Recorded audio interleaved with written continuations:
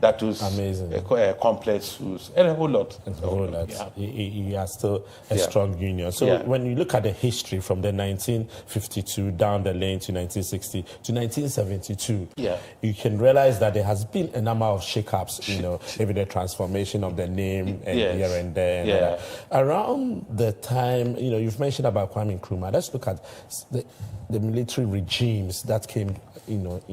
Were there any struggles that the then union went through? Okay, even before the ALU in 1981 and thereafter. I remember in 1969, Dr. Bush's government had to shut the whole TUC down, abolish the TUC and abolish check-off system.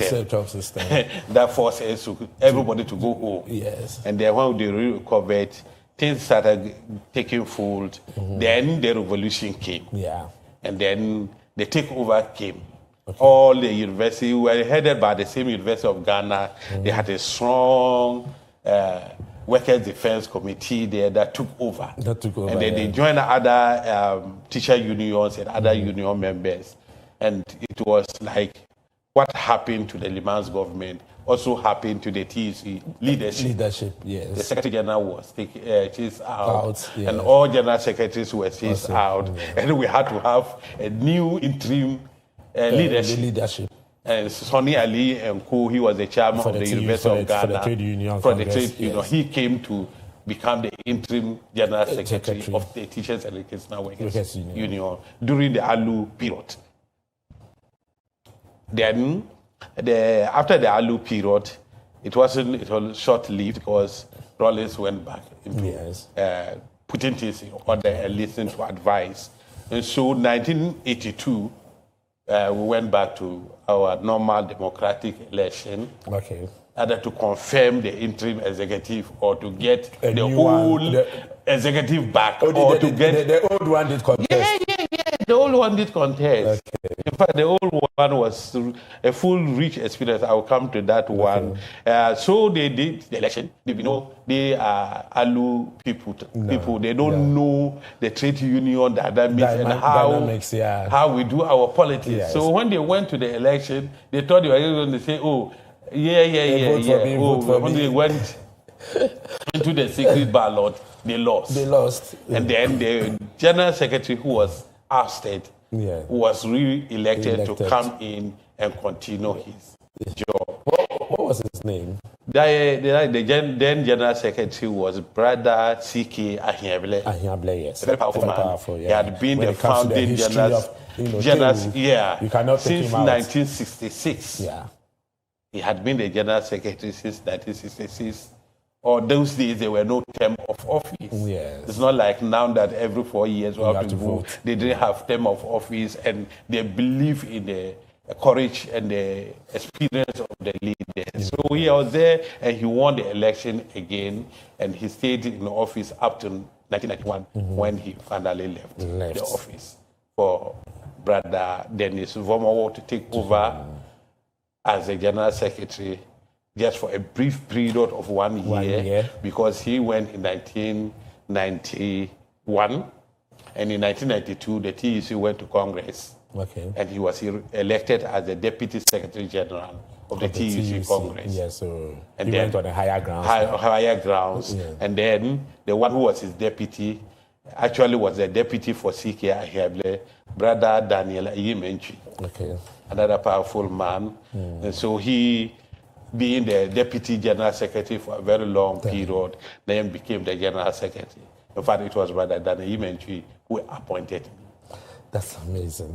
That's amazing. So you've taken over a mantle for a powerful man. For a very powerful man. I met and then Brother C.K. Ahiable became my father and mentor within the union. Within the union, because he had only ladies, and then I was his favorite son. So I became part of the family. And you've learned so much from him to become the General Secretary. What year are we looking at the time it was handed over to you? Like you getting the mentorship and all. What year? I joined early 1990s. I joined the Teachers and Educational Workers, from the Ghana Institute of Management and Public Administration, GIMPA. you have to come from the fold of the education to become a member of the union. Yes. So when they are advertising their pools, the first advert goes to member who institutions. Are in-house. Yes, exactly. So when I was even applied was something, will you get it? When I came, all the people who came for the interview, everybody knew somebody. And I didn't know anybody. But by the grace of God, I was appointed as a finance officer. Very well. And I held that position, work with Brother T.K. Ahiable, and then Brother Dan Imentry. And then my immediate boss he's now a chief, Nana Kwekudako. So I've worked and lived, I think for mentorship was more than 15 years. 15 years. Yes, more than 15 years. With Brother C.K. In fact, he died about 3 years ago. Blessed memory. Yeah. Blessed memory to our heroes who had fought for us as unions. Yeah. How far we've come is by their efforts and strength. Yeah. Good. So let's look at Tewu in itself. Where do we find members of Tewu? Okay, I want you to tell our audience, our viewers, where you would be able to see a member of Tewu. Which institutions do we find them? Okay, so Tewu membership comes from all the educational institutions. Good. We start from the pre-tertiary institutions. When you say pre-tertiary, the primary, basic, senior, junior high schools and senior high schools. Government-based, right? Government-based schools. All. And then we have mostly in the JSS and primary is our security and the laborers. That you find there. That mostly you find there. The rest are classroom teachers. Okay. Then when you come to the senior high school, every school, you can find administrators, you can find the accountants, you can find the Tewu member, you can find the supply officers, then the procurement officers, you can find the secretariat staff, the clerks, the drivers, the security, the laborers who keep the compounds safe and clean, and then the kitchen staff, the matron, the pantry hands, and they are our members. And then they ensure that the students, who are boarding students, are fed well with good quality food. In fact, we have done so well because there had never been any occasion that the food poisoning in our schools. In our schools. For that, I remember way back in school, the pantry women were very, very particular. Especially when you said that you have a special case and that you are supposed to be on special diet. They will really make sure that your special diet is. So all of you have come back and paid you to this our cooks. Thank you. And then when you even look the condition under which they work and they are able to, even now with the free SHS, when the enrollment level had gone high, the numbers had gone high. It is one of the most challenging area that we have been fighting for. Because there wasn't increment in staff of Tewu. Yes. While the teachers had a double track, then one track teaching the yellow and the other track teaching the green. It is the same administrative staff who service both students and teachers. On any of the shifts. On any of the shifts. And the painful part is the security and the kitchen staff. The kitchen staff have to serve breakfast as early as 9 and to serve 5,000 students breakfast. You need to start working around 4 a.m. Yes. Some of them, and they cook with firewood, picking the firewood, snake bites, smoke. It's so terrible. Then they prepare breakfast. They have to clean up, start preparing for lunch. By the time they finish with lunch and they're clearing up, they start setting up for dinner. And by the time they will finish with dinner, it's almost about 11, 12. Go and sleep, wake up. And they have to find their own means of transport to go to their house. Some of them are being raped. Some of them are being attacked. And these are areas that we are calling upon our employers to ensure that at least... Risk allowance?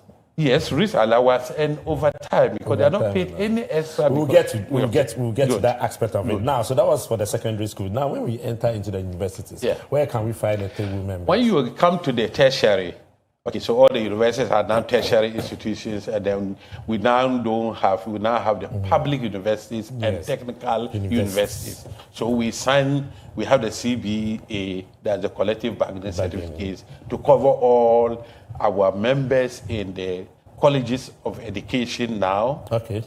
And all the technical universities and the traditional universities across the country.